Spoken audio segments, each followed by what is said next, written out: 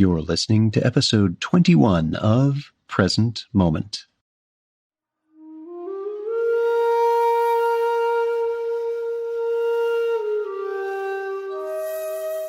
Welcome to Present Moment, Mindfulness, Practice, and Science. I'm Ted Meissner. Present Moment is a podcast with interviews, conversations, and roundtable discussions.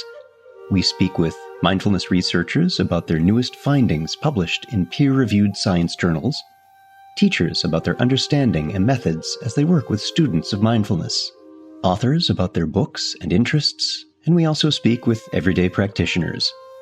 The website presentmomentmindfulness.com has show notes for each episode along with resource materials. Educator Michelle Visser joins us to speak about her mindfulness program for elementary-age children in Wyoming.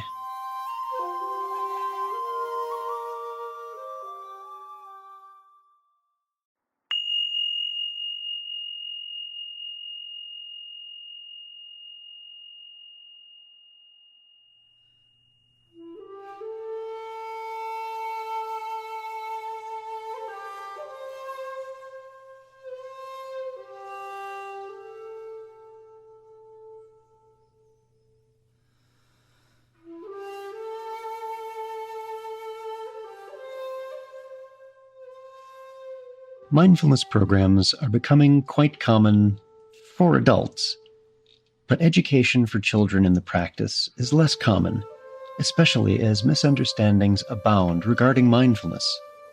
Fortunately, there are professional educators who are turning their own passion for the practice into programs for their students. Michelle Visser is an educator with 15 years' experience and holds an MA in Curriculum and Instruction. She is also the mother of 2 children. It is through her teaching experience, along with a decade of personal work in yoga and meditation, that led to the creation of Mindful Kids of Laramie. Recognizing that very few have the resources to participate regularly in these wellness practices, moved her to create opportunities for the children of her community. It is her belief that children are often the closest thing to mindfulness we see on a daily basis, and it is her vision to help the youngest members of the community maintain this quality, or bring them back around to it before they stray too far. She believes children, with their natural inclination to live in the moment, can be our teachers in maintaining a sense of groundedness.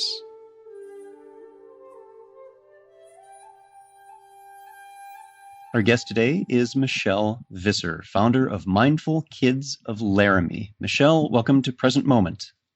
Hi, Ted. So tell us a little bit about your background. What got you interested in mindfulness? I'm a teacher by background. I haven't taught full-time in a classroom for about 10 years, however, just having chosen to stay at home with my own children. But I think that my desire to work in mindfulness with children started when I was working on my master's thesis. I was studying a program called Tribes, created by Gene Gibbs, I believe in the 70s. And the goal of that program was to develop community in classrooms so that children could feel safe, children felt validated for their uniquenesses. And there was a great deal of curriculum suggestions within that program of how to help children connect with one another, find commonalities. And the idea was that the classroom management would be reduced because children felt safe. They felt seen. They felt included.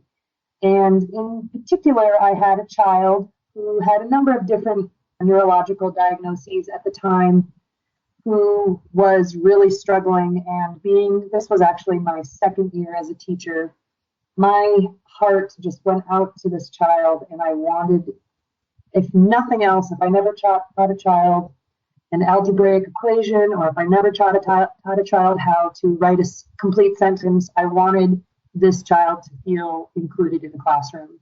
And I think that that's where the seeds of this were planted, because I started to recognize the importance of strong emotional literacy in children. And in the end, of that school year, I felt a great deal of success in where things went for that child.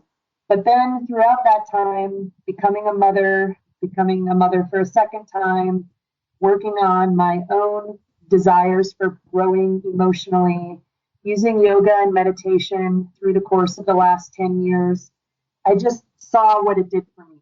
And so I kept kind of seeing what it did for me and thinking about these children that I kept crossing paths with, whether in educational settings or with my children's friends, and realizing how important it is for children to have strong emotional literacy in their personal relationships, in their learning environments, in finding their place in the community.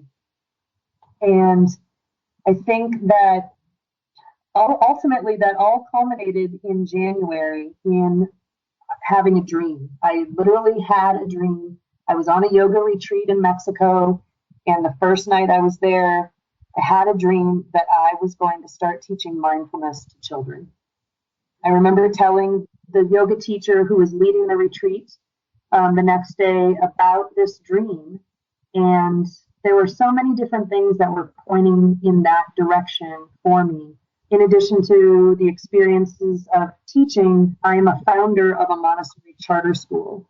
And one of the reasons why, as a parent, I was motivated to work on contributing to the creation of this charter school was because Montessori schools typically include peace education as part of their curriculum.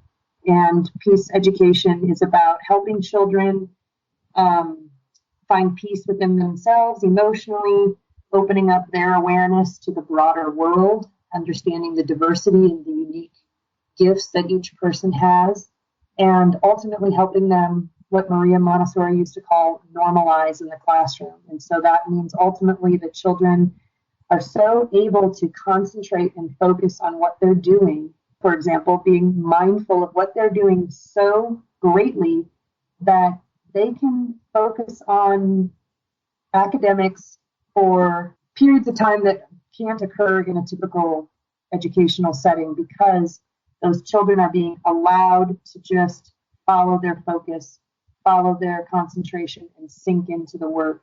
So the story is starting with children in typical public school settings where we create increments of time that are sort of an interruption to their work, to finding that children strongly need an opportunity to communicate what's going on with them emotionally so that they can benefit the most from their educational experience, to discovering Montessori education and understanding that Montessori education is truly a spiritual form of education for children because it allows them to tap into their own sense of being so deeply that they normalize in the classroom and learning becomes a very natural process for them.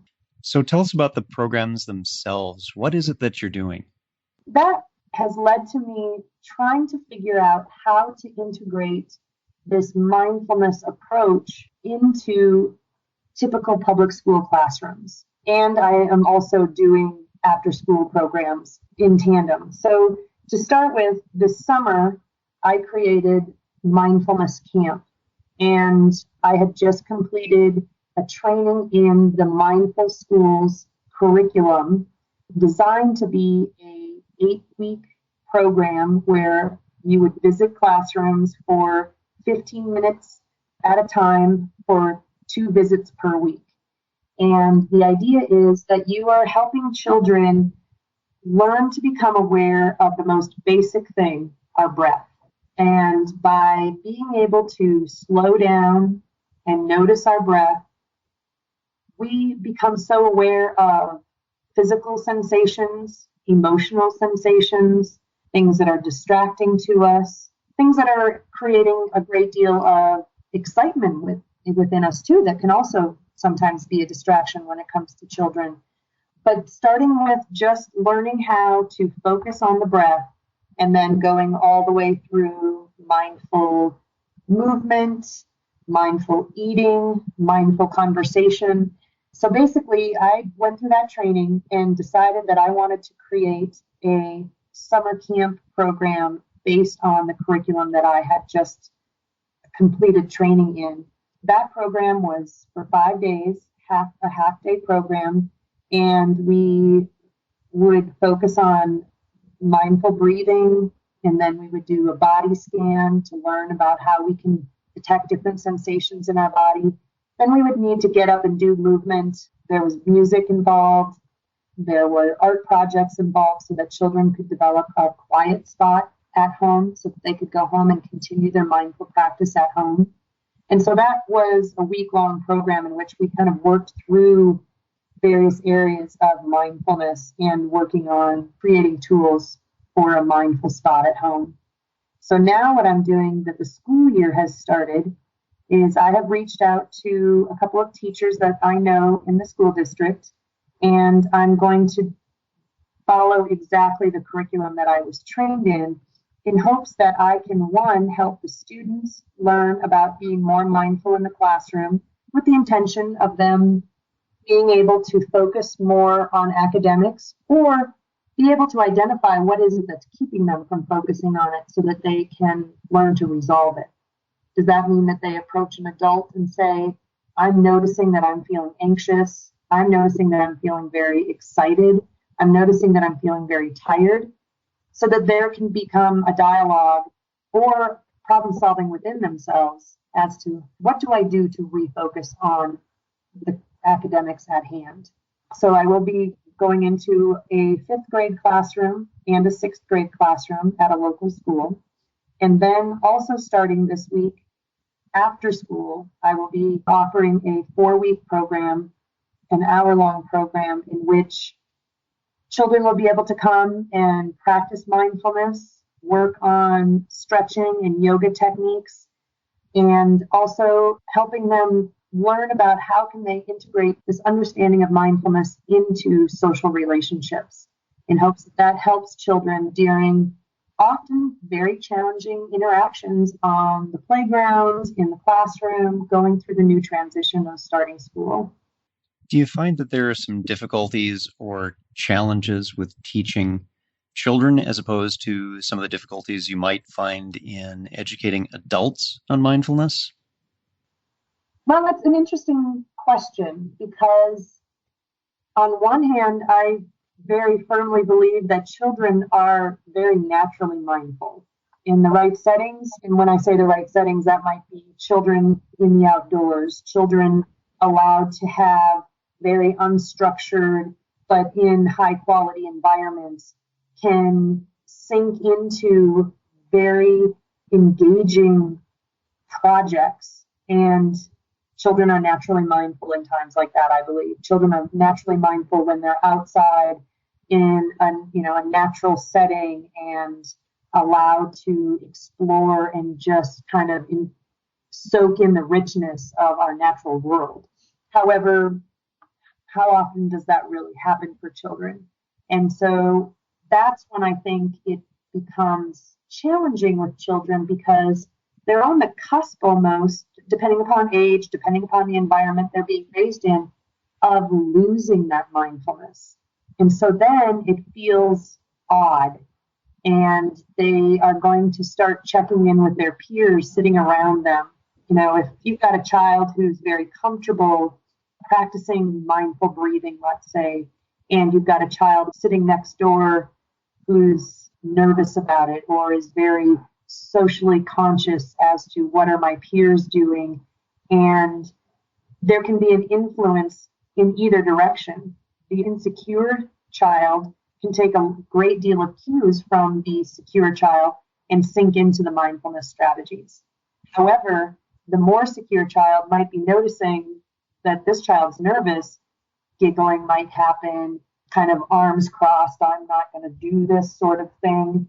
And I think in order to meet that challenge, it's really important as the mindfulness leader, one needs to be able to continue to just model the behavior. What's the mindfulness technique you're trying to teach, and how does it look, and how does it play out if you sink into it yourself? I believe the other challenge to that as a mindfulness leader is starting where they are. Like Pema Chodron would say in her book, start where you are. and trust that that child is getting something from it. Not every child sitting around the circle at my mindfulness camp this summer looked exactly the same. I had a threesome of girls who were very good friends, and it was very hard for them to even trust themselves enough to lay down on the ground and close their eyes. I had to be okay with them sitting upright on their pillow with their eyes open.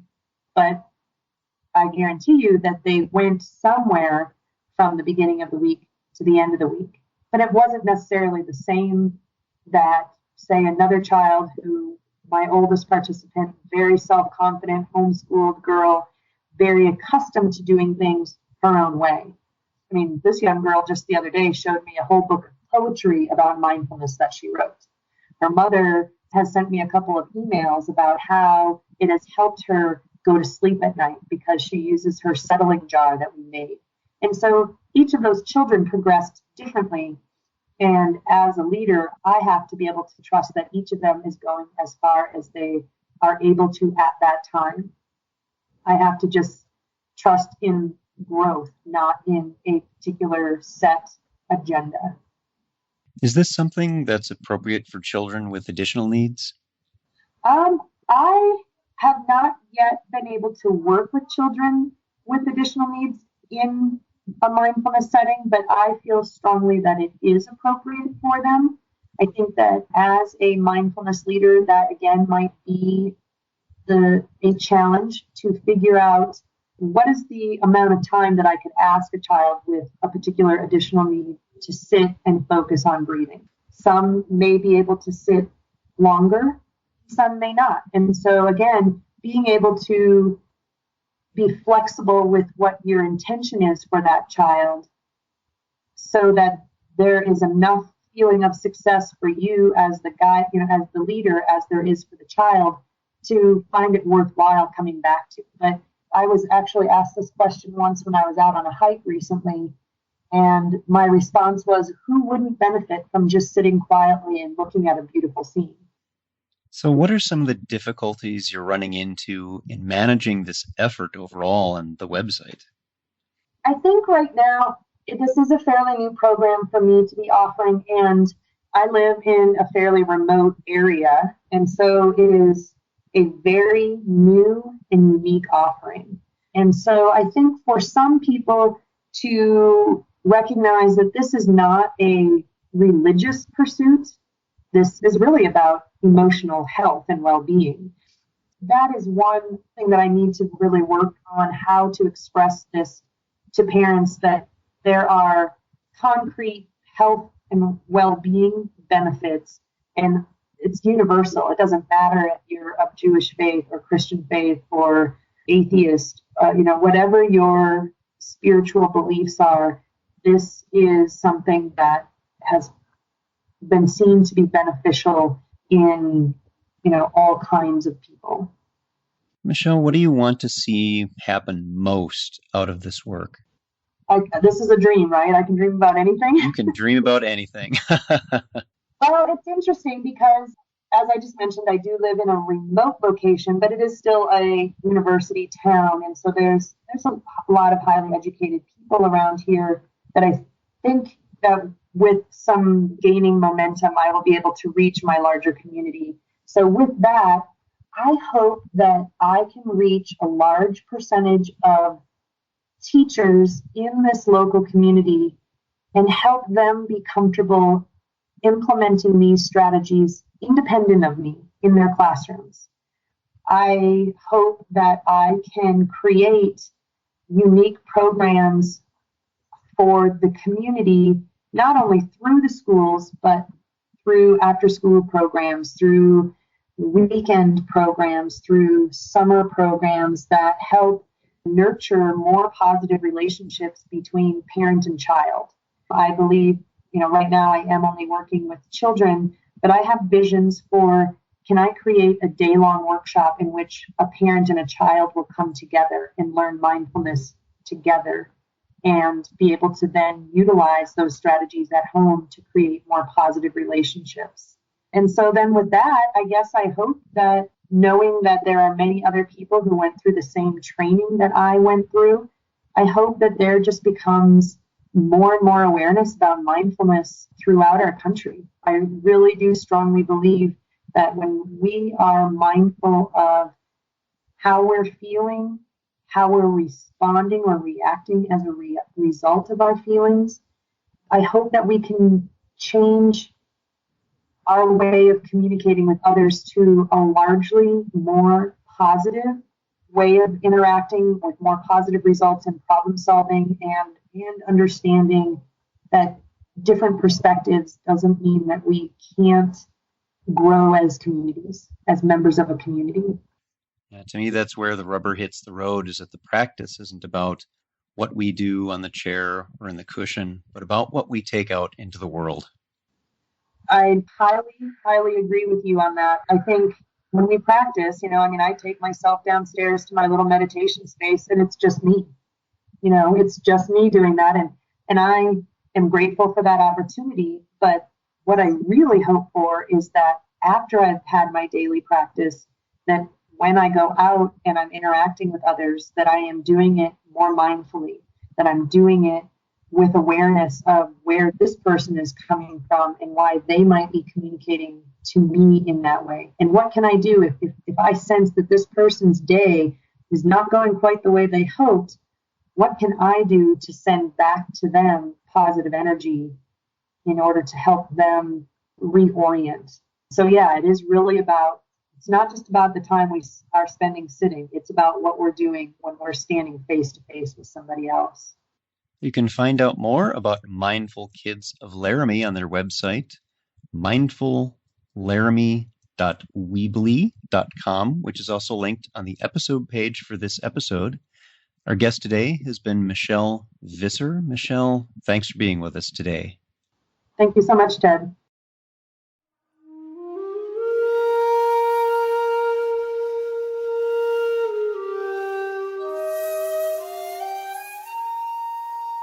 Thanks for listening.